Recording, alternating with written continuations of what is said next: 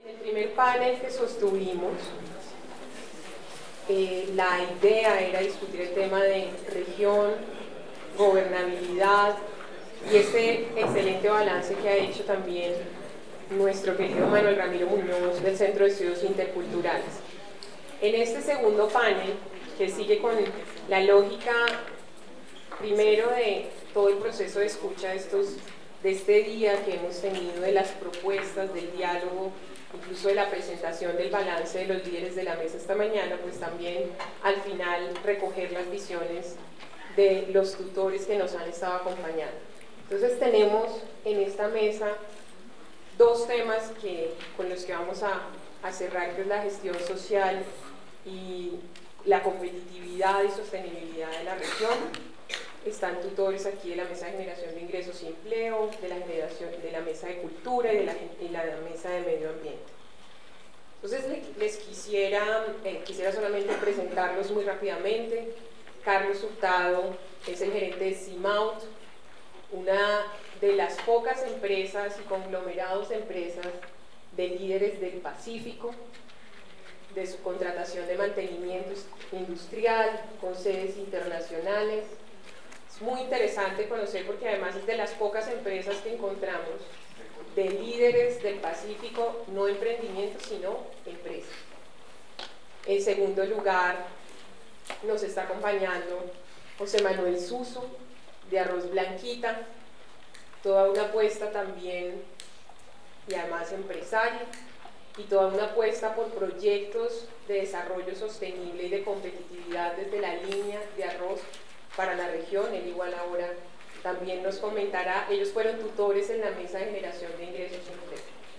De igual forma, tenemos a Juan Camilo Cárdenas, profesor de la Universidad de los Andes, economista, con una amplia experiencia en procesos participativos y de economía de recursos naturales. Los estoy presentando en desorden, voy por...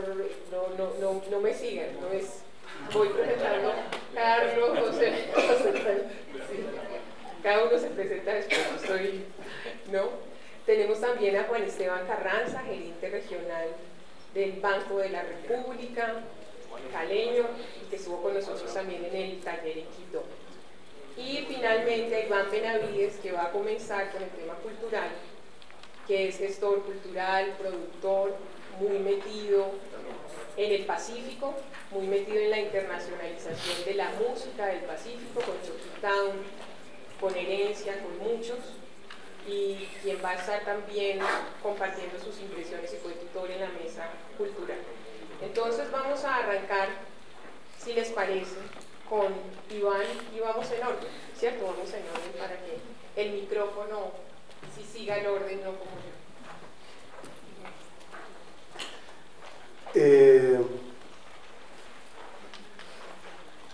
La primera vez que Chucky Town, no sé si es la única vez, fue a Tumaco. O sea, hermanos Chucky Town de Quito y de Condoto. Fue una vez que nos montamos en un avión con Paula a llevar ayuda humanitaria por un desastre de los tantos que ocurren por allá. Yo recuerdo los ojos con que Tostado y Goyo, cuando bajamos del avión y íbamos por Tumaco, iban mirando con ojos asombrados una ciudad hermana que no conocían e iban diciendo: son familia, son familia, son familia. Ese reconocimiento es lo primero que tenemos que lograr para que el Pacífico sea una región. A veces no nos conocemos. Hay gente aquí que uno le dice el charco y no saben dónde queda. ¿Y qué era lo que hacía que fueran familia? No solamente el pigmento, sino su cultura. Como seguramente Tumaco tiene mucho más que ver con Pasto que con Huapi, Quibdó más con Medellín, etc. Pero lo que define definitivamente la región es la cultura. En ese sentido, la cultura es parte constitutiva de todo lo demás. Y si nos olvidamos de ella y solamente hacemos planes desde el desarrollo económico sin tener en cuenta la cultura, o vamos a fracasar. Y últimamente, ¿qué es lo que ha hecho aparecer al Pacífico en el mapa, en los imaginarios de Colombia y del mundo? Si no ha sido nuestra cultura y nuestro deporte. O sea, Catherine Ibargüen, Peregoy y Suguma Bacaná, la negra grande de Colombia, el grupo Nietzsche, el grupo Boyacán, de donde vienen inmigrantes que vienen a Cali, son del Pacífico. Son los que han armado la imagen, la primera imagen, el primer imaginario del Pacífico, y eso es muy importante, no hay que perderlo. Hoy hay algo que me sorprendió mucho en estos días, que fue, bueno, todos conocemos a Catherine Ibargüen porque ganó una medalla olímpica, demostrando que sí se puede pensar en grande. Es importante comenzar a pensar en grande. Catherine Ibargüen lo hizo, y de pronto, sin saber, conocimos en nuestra mesa a un campeón mundial de Hapkido, que yo no sabía que existía. Hermin, por favor, levántese y démosle un aplauso a nuestro campeón mundial.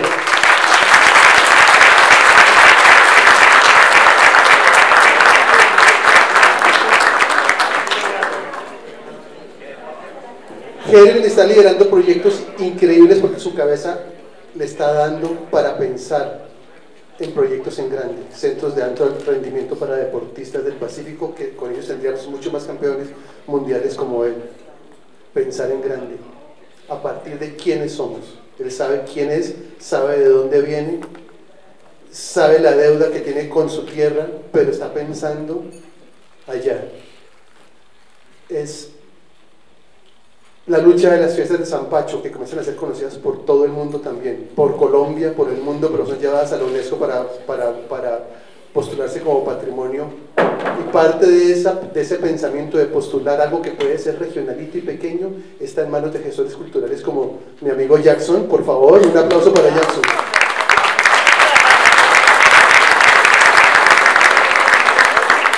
O sea, parece algo pequeñito, una fiesta patronal, pero esa fiesta patronal nos está poniendo al Pacífico, está poniendo al Pacífico en el mapa y en el imaginario del mundo.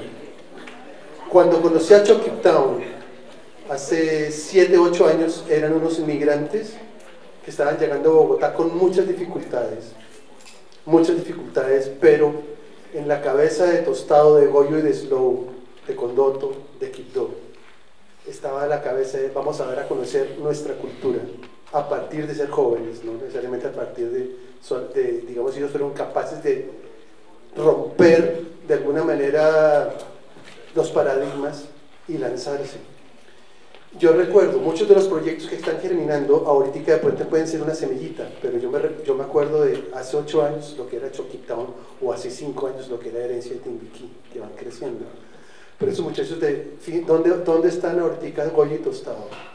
Representan la identidad joven del Pacífico, todo el mundo los conoce, no solamente en el Pacífico, sino en Colombia, y comienzan a ser conocidos en el mundo, y comienzan a pensar en grande. Yo pienso mucho que ese éxito que están construyendo ellos a partir de esfuerzo honesto, talento, trabajo, disciplina, visión, hay que emularlo en todos los proyectos que aquí tenemos. A veces parecen pequeños, pero se están comenzando. Piensen que esto va a crecer siempre y cuando lo que se trabaje sea el talento desarrollado con disciplina, con encarrete, con trabajo, para llegar a ser campeón mundial, para lograr ser patrimonio cultural de la humanidad con una cuestión local, para llegar a tener el internacional.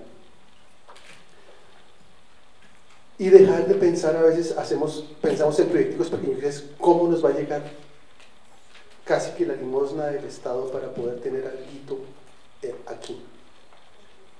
Creo que es hora de que rompamos eso y pensemos más en grande, porque creo que el Pacífico tiene el potencial gigante para el desarrollo, porque tenemos la capacidad, el capital humano, solo hay que lucharla. Y de verdad creo que aquí está el futuro de las cosas en mucho, porque están los líderes que tienen que comenzar a pensar en grande, en trabajo, en compromiso con su comunidad.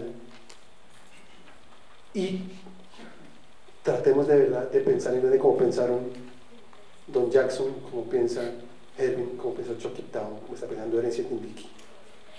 Entonces básicamente es yo básicamente lo que he hecho es aprender aquí y no he sido metido en política y esas cosas, pero sí veo desde afuera la capacidad más inmensa y la más grande admiración por una de las culturas más bonitas que hay en Colombia, la cultura del Pacífico. Por favor, démonos un aplauso.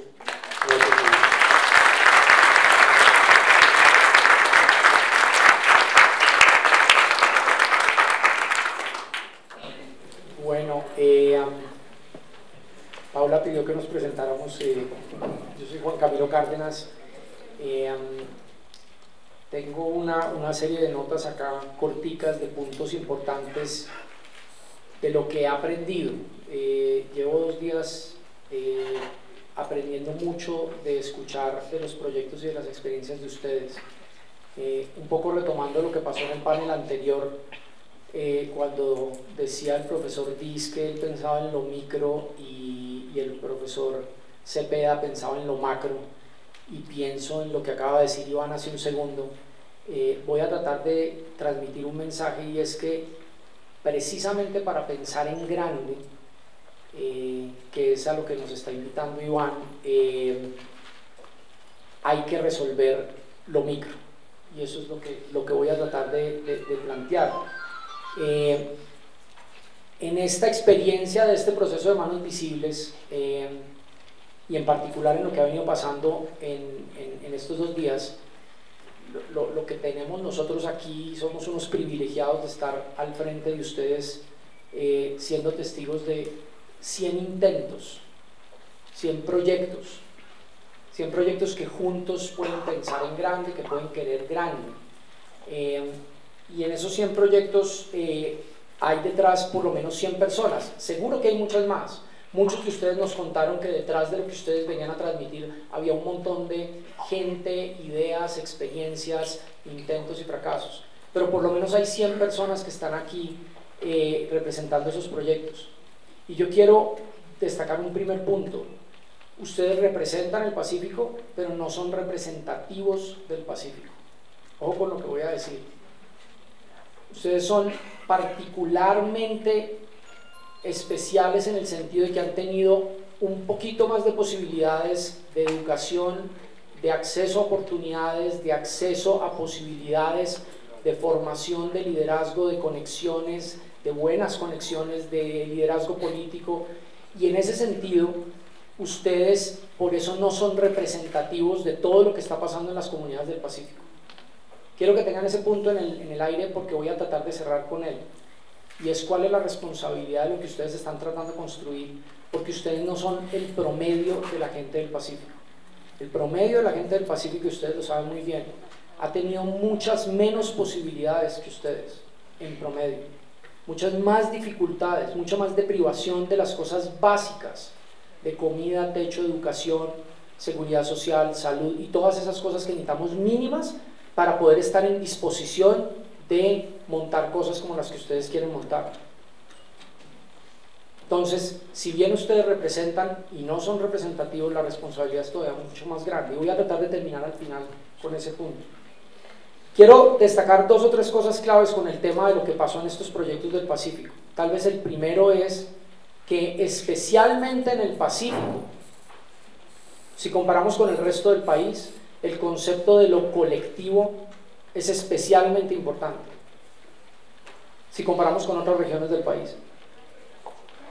Hay otras regiones donde lo colectivo también es muy importante, las zonas de la Amazonía, a raíz de todo un proceso histórico que Manuel Ramiro, que allí está sentado, sabe muy bien y destacó muy bien sobre un proceso indígena de reconocimiento de la apropiación del territorio a través de resguardos indígenas y cabildos y demás. Pero especialmente en el Pacífico, esta construcción de lo colectivo y legitimación de lo colectivo ha implicado que hoy tengamos cosas como que 3/4 partes de la tierra en el Chocó está dentro de consejos comunitarios. Es de ese tamaño, que si ustedes suman todo lo que es el Pacífico en sus 4 departamentos en esa zona, que si agregamos a eso todas las áreas marítimas, que si agregamos a eso los parques nacionales, tenemos mucho más tierra, mucho más territorio dentro de formas colectivas que de formas de acceso y manejo privado. Y eso nos impone resolver un montón de problemas de lo colectivo. Y lo discutimos muchísimo en nuestra mesa sobre los proyectos agroindustriales y medio ambiente, y revisando por encima el material que pudimos ver de las otras mesas, era igualmente vigente en muchos de los proyectos de cómo resolver lo colectivo. Y eso tiene que ver con dos dimensiones de lo colectivo. Una en lo natural, y es que muchas de las posibilidades económicas del Pacífico van a tener que ver con un buen aprovechamiento de esa base natural, y por construcción, porque así es ecológicamente, esa base natural implica recursos compartidos. La pesca es compartida, el bosque es compartido, el agua es compartida, la costa es compartida, los manglares son compartidos. Por compartidos me refiero a que en muy pocas ocasiones se puede echar cerca y nombrar eso finca, como si fuera una finca privada, como las que vemos en el interior del país. Entonces ahí empiezan a aparecer ese tipo de particularidades de lo colectivo en el Pacífico, y eso tiene que ver, y eso nos invita entonces a resolver un problema que lo discutimos mucho en la mesa, y es que resolver eso de lo colectivo implica resolver un problema de lo microinstitucional. Decía yo ahí una expresión que utilizan mucho los norteamericanos, de que el diablo está en los detalles, en la minucia. Los proyectos que vimos, los proyectos maravillosos que ustedes están construyendo, tienen un montón de buenas ideas de potencial, pero volverlos exitosos va a depender que ustedes resuelvan en la cotidianidad, que se cumpla el acuerdo entre los vecinos que lo hicieron o entre los socios que lo hicieron, que se firmen, así sea en abstracto, con un saludo y un apretón de manos, los acuerdos claros de qué es a lo que nos comprometimos y cómo lo cumplimos, y si no lo cumplimos, cómo vigilamos para que se cumpla, para que se corrija. Y es en esa minucia donde puede desbaratarse un montón de maravillosas cosas que ustedes están montando. Porque todos estos proyectos, el de Choquitown, o el de las piscinas de piscicultura, o el del manejo colectivo de la palma para montar proyectos productivos para exportación de productos transformados y demás, dependen que entre un grupo de gente resuelvan eso, en una base natural donde la propiedad de los recursos naturales no es individual, sino en su gran mayoría es colectiva. Usted no puede privatizar ni el mar, ni el manglar, ni los esteros, ni los ríos, ni las fuentes de agua, ni nada por ese estilo.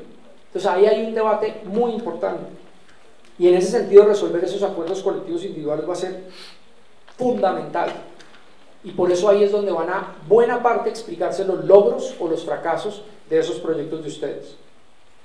Esto lleva a un punto importantísimo, y es el papel que juega la economía y los economistas. Y aquí estamos sentados dos en la mesa, que tenemos unos debates buenísimos y candentes sobre nuestra visión de cómo resolver desde la economía, junto con otras visiones complementarias jurídicas, legales, culturales, políticas, cómo resolver ese problema.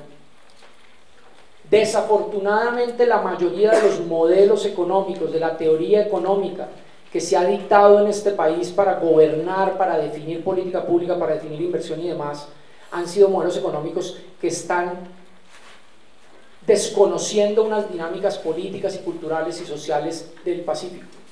Y tenemos que reinventarnos cómo la teoría económica la acoplamos mejor al Pacífico, a las condiciones reales del Pacífico, de lo que ha pasado históricamente, de lo que hay hoy, de lo que vino desde la Constituyente, de lo que derivó en Ley 70, de lo que derivó en toda una configuración nueva de la propiedad colectiva y de la coexistencia de los mecanismos del mercado, de los mecanismos estatales y los mecanismos comunitarios. Y para eso los economistas mismos nos tenemos que poner las pilas. Se lo he dicho a Paula Moreno desde hace rato. Es aberrante que en Colombia no exista formación de economistas en Tumaco, en Guapi, en Buenaventura o en Quibdó. Porque los economistas que están dictando lo que está pasando allá en el Pacífico no se están formando ni en el Pacífico, ni del Pacífico, ni para el Pacífico.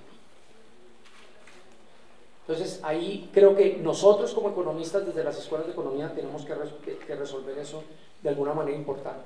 Hoy en nuestra mesa tuvimos una discusión muy importante de lo político y por qué lo político afecta a lo económico.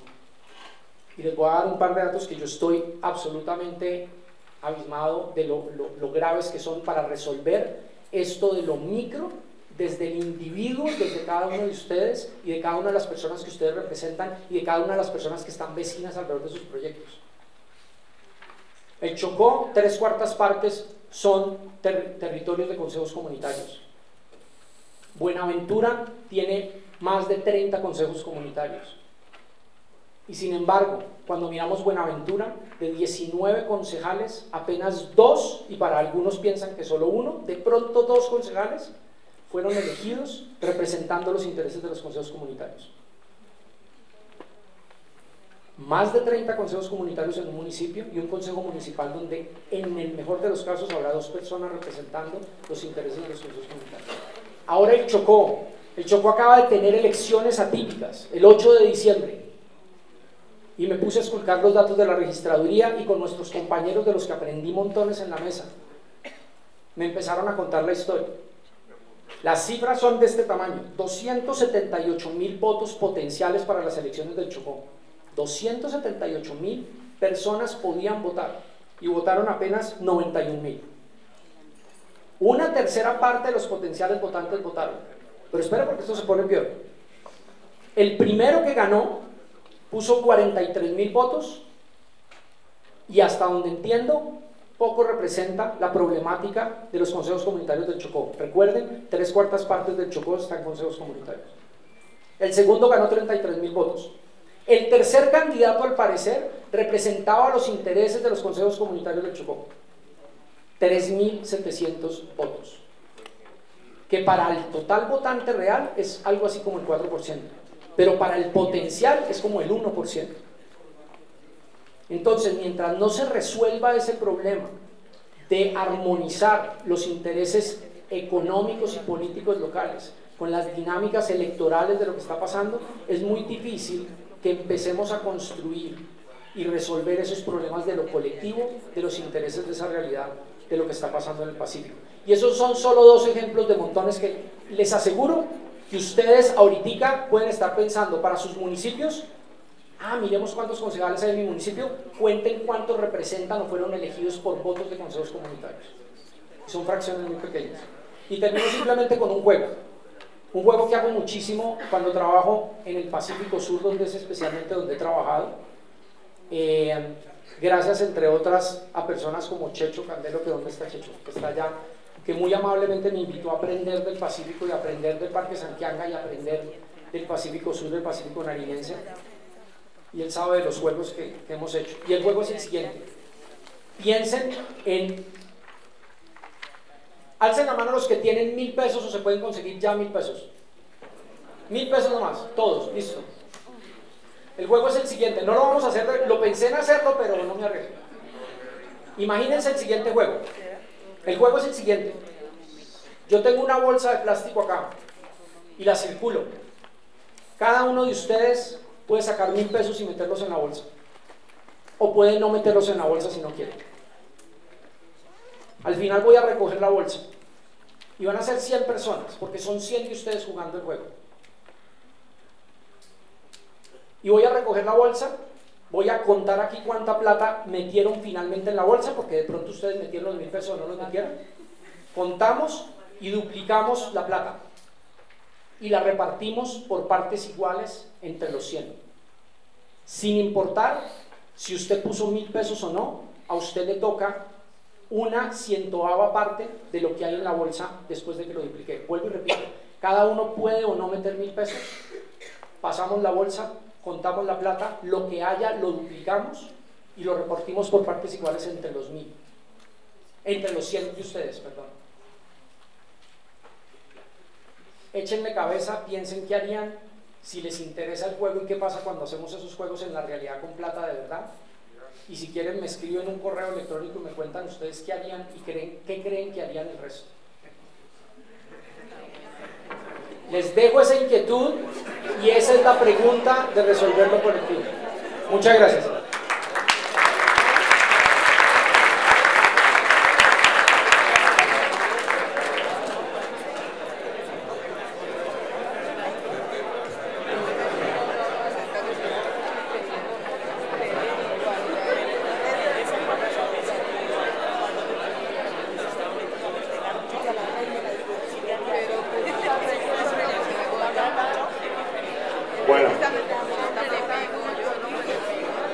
Yo no tengo ningún jueguito.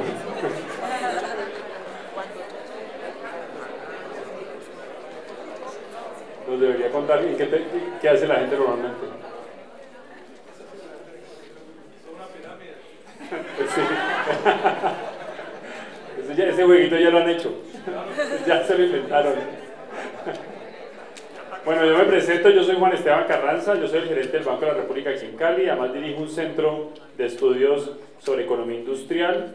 Yo no soy experto en temas específicamente del Pacífico colombiano, mi experticia está más en el campo de la microeconomía industrial, de entender cómo se comportan, cuáles son los incentivos que mueven a las empresas a hacer o a dejar de hacer cosas y desde ese punto de vista tengo todos mis sesgos y los pongo de una vez sobre la mesa. Yo participé de la mesa de trabajo de generación de ingreso y el tema original de este panel era capital social. Y curiosamente, pues yo he tenido una especie como de revelación en esta mesa de trabajo en la que participo. Yo tengo unas ideas muy fuertes sobre las causas subyacentes de los problemas del Pacífico colombiano que no va a lugar ventilar aquí, pero hay la revelación que he tenido a propósito de pensar en la importancia del capital social y muy en línea con lo que decía Juan Camilo, es que de una u otra forma, para bien o para mal, el arreglo institucional bajo el que opera hoy la región pone la pelota, como se diría, en el terreno de ustedes. El capital social es importantísimo, por necesidad. El arreglo, como decía, institucional bajo el que funciona la región hoy en día, que es el de la Ley 70, obliga a las comunidades a coordinar sus comportamientos, sus acciones, sus decisiones. Esa capacidad de coordinar, yo no sé si estoy siendo riguroso o no, es lo que yo entiendo como capital social. Esa capacidad de actuar colectivamente, o es una de las manifestaciones del capital social. Es importantísimo, precisamente porque no hay otra forma, la ley o el arreglo bajo el que opera la región impide operar de una forma distinta. Es importantísimo el capital social. Y no solo por la forma como está organizada la producción, digamos, la propiedad hoy en día en la región. Hoy en día los consejos comunitarios son dueños de unos territorios definidos y son dueños colectivamente. El propietario es un conjunto de personas. La capacidad de ese conjunto de personas de actuar en beneficio común es ese capital social que es tan difícil de definir. Esa capacidad es imprescindible si se quieren superar todos esos problemas pues, que nos hemos pasado discutiendo estos 2 días. Pero no solo para eso, sino además, y esto es algo muy importante que resultó de la discusión que tuvimos en el salón donde estábamos, cualquier cambio, cualquier modificación que se le quiera hacer al arreglo institucional no va a venir de afuera. Es decir, yo me di cuenta que yo estaba de acuerdo con mucha gente que estaba conmigo en el salón de que hay cosas que no nos gustaban de la Ley 70 y hay muchas cosas que nos gustan de la Ley 70. Pero lo que yo pienso de pensar es irrelevante. Aquí lo importante es que cualquier cosa que se haga con la Ley 70 o con la forma como funcionan las instituciones en el Pacífico colombiano no depende de ustedes, no depende de nadie más. Y eso es bueno y eso es malo. Es bueno pues porque el poder lo tienen es ustedes, pero por otro lado es malo porque eso que se llama el abandono del Estado es de cierto modo una consecuencia de ese arreglo. Eso que es el abandono es una forma sencilla, es un reflejo del empoderamiento que ustedes deben tener de sus problemas. Hoy en día, yo creo que es más o menos claro, el arreglo institucional impide muchas formas, por ejemplo, de inversión privada, por inversionistas de afuera de la región. Lo impide, para bien o para mal.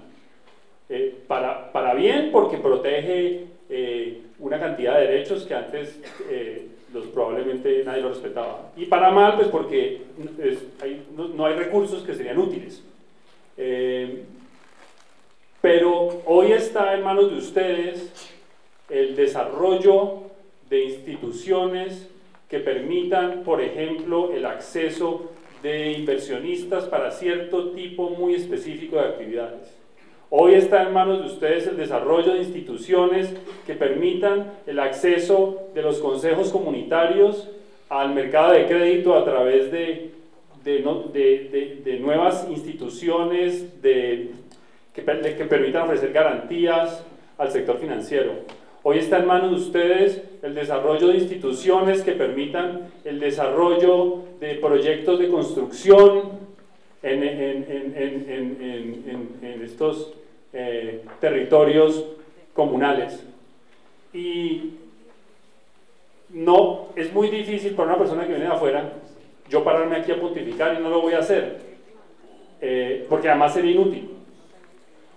Son ustedes los que van a hacer eso, y esa capacidad de ustedes de tomar esas decisiones y de sacar adelante estos cambios institucionales o mejoras institucionales es precisamente ese capital social, pues, que esperamos todos, sobre todo ustedes, que se desarrolle, porque sin él no va a haber progreso. Entonces yo más que ofrecer mi ayuda para este tipo de discusiones, no puedo tomar las decisiones que ustedes van a tomar o van a tratar de tomar o van a liderar allá en sus tierras, y yo les deseo, bueno, aparte de ofrecer de nuevo mi ayuda y mi consejo para lo que sirva o no sirva, yo les deseo francamente lo mejor. Muchas gracias.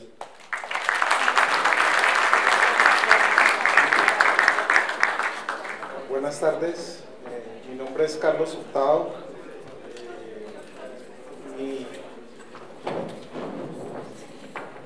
Mi aporte a esta mesa viene de mi experiencia empresarial como tal, no desde la academia, porque no tengo ese trasegar académico quizá que tienen aquí mis compañeros de mesa, pero desde esa experticia empresarial, y parto un poco de la reflexión del doctor Cepeda ahora, que decía que quizá está viendo que este es el momento ya para el Pacífico. Entonces me preguntaba yo, ¿por qué es el momento? ¿Sí? Y un poco en un análisis rápido, básicamente es por una arquitectura que yo alcancé a ver en este ejercicio, y es una arquitectura dada por el tema de capital humano, recurso y pensamiento global, como lo dije y lo expresé varias veces en la mesa. Es decir, si esa arquitectura la logramos potencializar en lo que se llama incrementar ese promedio que explicaba el doctor Cárdenas en el tema de talento humano, que ustedes, digámoslo, son una excepción, una masa muy pequeña, pero si logramos penetrar y que esa masa vaya creciendo a través del liderazgo de los presentes, pienso que basado o unido al recurso y unido al tema de pensamiento global, podríamos transformar un poco el tema de gestión productiva y comercial que discutimos en la mesa de trabajo. Todo apuntando a una visión Pacífico como tal, con varios factores desde ya claves de éxito que deberán tenerse en cuenta, y lo expresaba un poco el doctor Cárdenas. Un primer punto o factor clave de éxito viene dado por la capacidad de llegar a acuerdos, ¿sí? Porque los modos de falla que yo veo en todos estos procesos, que este tema no es nuevo, entonces uno mira hacia atrás y por qué, como lo preguntábamos en las reuniones de las mesas, por qué no se han logrado avanzar a un ritmo suficiente para que los índices de pobreza no sean los que hoy en día, cuando se ha existido tanto recurso y han habido muchos gestores sociales con anticipación. ¿Por qué? Esa pregunta hay que resolverla. La necesidad ya está sobrediagnosticada, pero el por qué se ha fracasado es quizá un punto de partida interesante. Entonces, un factor clave de éxito es poder llegar a acuerdos hacia dónde se va, porque indudablemente eso va a evitar que haya dispersión en el recurso. Identificar las ventajas comparativas es factor clave de éxito frente a otras regiones. El tema de aproximación al Pacífico y el Pacífico como futuro a través de todos los cambios de la economía mundial que se vienen dando. Y esas pequeñas victorias que hoy existen, poderlas hacer visibles y tratar desde lo micro a lo macro, como ya se viene expresando aquí en la mesa. Esas pequeñas victorias tienen que ser visibles y volverlos casos de éxito que se puedan escalar a otras áreas en el mismo eje del Pacífico. O sea, el caso de éxito de Quito debería estarse replicando en Tumaco o en Buenaventura, pero esa situación no la veo pues todavía muy madura y debería poderse cimentar. Yo creo que todo esto debe llevar a hacer una gestión de cambio cultural, entender también, y es un aporte que hice en la mesa de trabajo, es que hoy estamos muy dependientes del capital del Estado para resolver nuestros problemas, porque son las fuentes de financiación, digamos, lo más asequibles, pero eso también hace que esos tiempos con el Estado son muy lentos. Y explicaba yo que si un plan de negocios es tan interesante y es tan bueno, el capital privado puede dinamizarlo mucho más rápido que el mismo proceso dentro del Estado para conseguir capital de cofinanciación. Entonces, dinamizar ese cambio con capital privado, a pesar de la restricción que expresaba aquí el doctor Carranza de la ley 70, es factor clave de éxito también.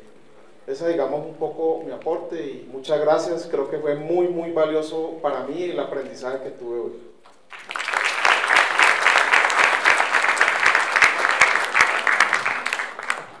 Bueno, mi nombre es José Manuel Suso. Yo no tengo sino que agradecerle a la doctora Paula por esta invitación y darme la oportunidad de aprender. Ayer estuve en un grupo muy interesante de agroindustria y medio ambiente. Soy empresario, represento a Arroz Blanquita, que es una empresa que tiene 63 años. Y tengo aquí una pequeña presentación que quisiera pronto ahorita darle unas diapositivas. Pero antes que eso, quiero decirles que las personas con las que tuve la oportunidad de compartir ayer son los puntos de referencia o puntos de referentes como aprendí. Son ustedes, las personas del Pacífico, los que tienen que mostrar en sus regiones cómo hay otras oportunidades de vida. Vi grandes líderes, grandes mentes, unos proyectos muy lindos, unos mejor estructurados que otros, pero también entendí la función de manos visibles, de la red que se tiene que construir entre ustedes mismos, porque entendí que algunos de ustedes no se conocían y empezaron a interactuar. La dinámica que habíamos mostrado en nuestro taller era de una participación individual de cada proyecto, pero luego la dinámica empezó a hacer ayudas entre ustedes mismos. Aquí veo varios de mis alumnos, por así decirlo, y ayer entre todos se colaboraron y se hicieron unos aportes que de verdad yo creo que uno ve el futuro de Manos Visibles y el futuro de estos líderes como una oportunidad. Lo que yo les decía a todos ellos en algunos de sus proyectos es que tienen unos productos, yo lo veo desde el punto de vista arroz y arroz orgánico, y tienen maíz orgánico y una cantidad de productos que el mundo está buscando. Yo quisiera, si tienen unos minuticos, darle una presentación de lo que hemos hecho nosotros. ¿Sí? Bueno, entonces, sí, concluyo diciéndoles que tienen unas oportunidades de mercado muy grandes, que los proyectos tienen que conectarlos desde el Pacífico a compradores que estén interesados en sus productos, y ese mercado existe y ustedes son las personas responsables de sacar adelante su región. No tengo sino admiración por este programa, Paula, y hay oportunidades, digamos, en el caso de Arroz Blanquita, los que escribieron, ven oportunidades de Sí, vemos muchas oportunidades. Ya esto que está comentando, las redes que se van formando aquí, veo unos proyectos que podemos fomentar nosotros. Por eso les decía que uno, el mercado es lo que debe buscar para agarrarse, que debe haber un comprador. Nosotros estamos en este momento entrando a Tumaco, viendo que ahí hay una oportunidad de producción de alimentos. Ayer les comentaba a muchos de ustedes que Colombia es un gran importador de comida. Este año va a completar más de 9 millones de toneladas de importación, teniendo una cantidad de tierra y la seguridad alimentaria que debía ser uno de los programas primarios de un gobierno. No se están cumpliendo, al revés, estamos cayendo en un desabastecimiento local como país, y nosotros tenemos la oportunidad de producir en todos los terrenos del Pacífico y de Colombia la comida que los mismos colombianos estamos necesitando, y en este momento estamos comprando, usando las divisas de la economía para este trabajo. Entonces ya estamos en contacto con todas las personas y vamos a promover las alianzas de interés mutuo.